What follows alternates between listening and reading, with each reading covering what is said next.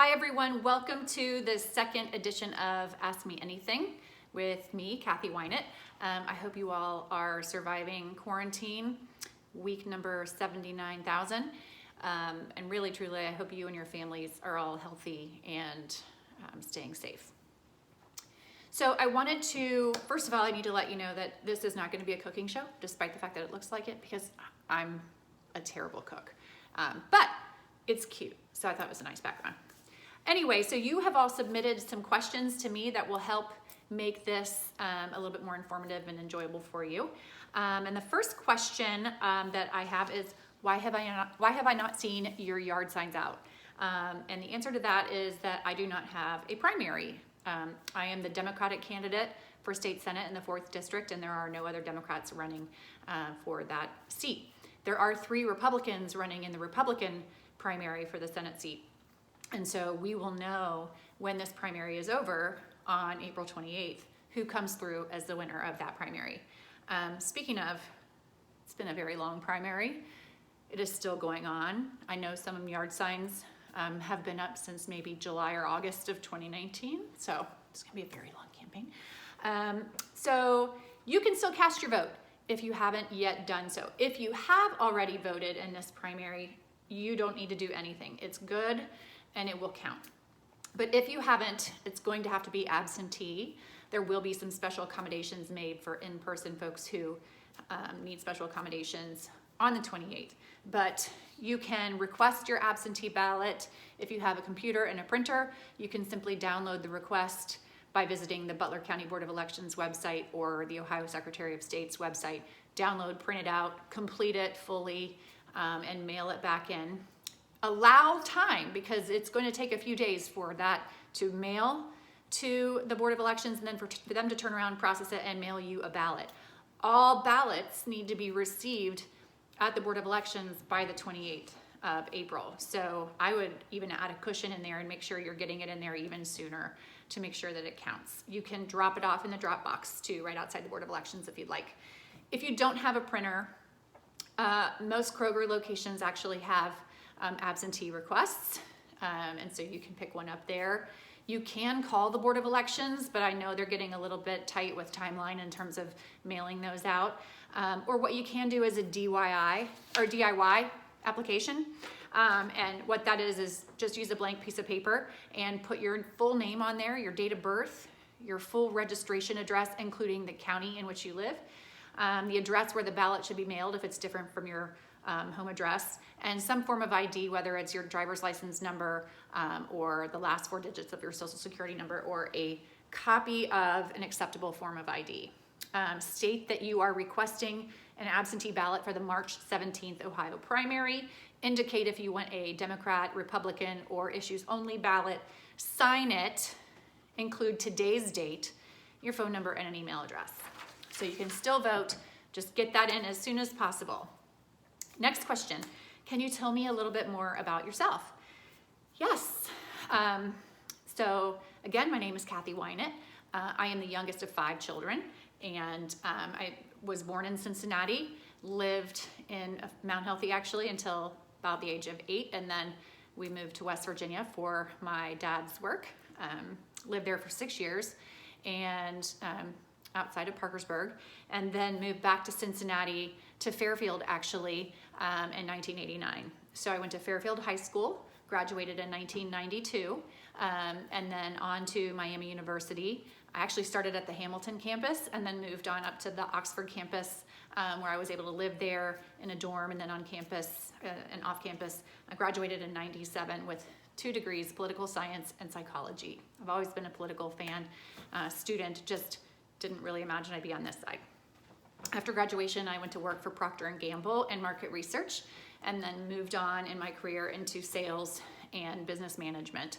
And then as our family grew, we decided that I would stay home and raise the kids and become more involved in the community. And then I started a side business in interior styling, and that was a whole lot of fun. I learned a lot of important lessons about running a business.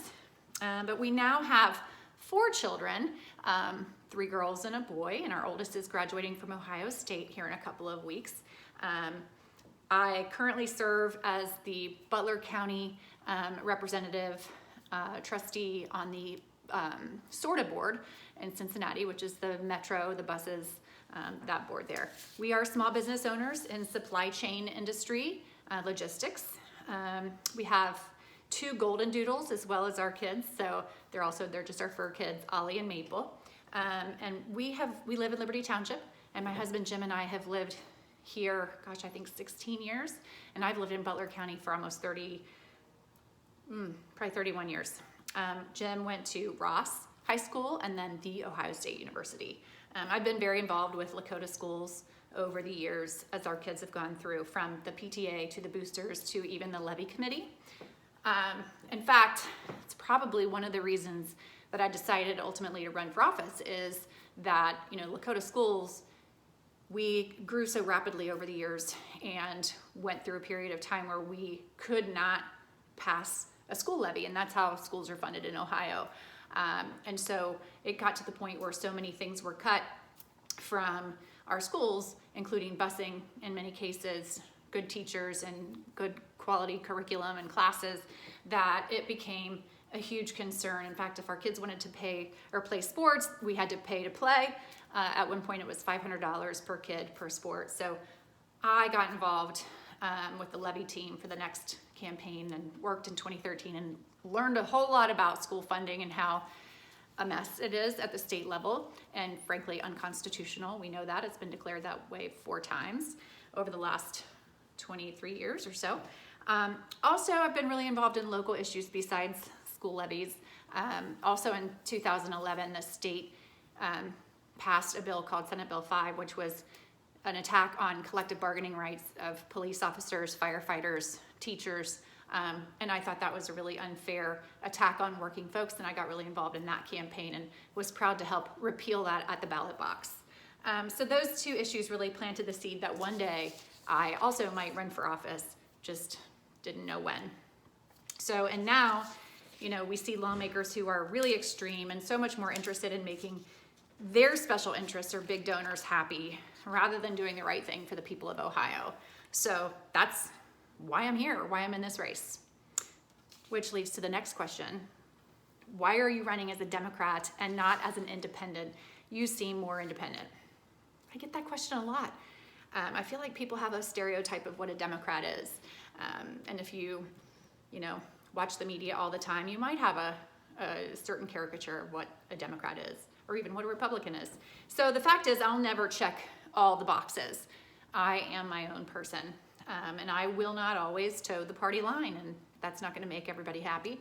But what I can tell you is what I believe and what my values are. First and foremost, and it's really my non-negotiable, my biggest non-negotiable is I believe in equality and human rights.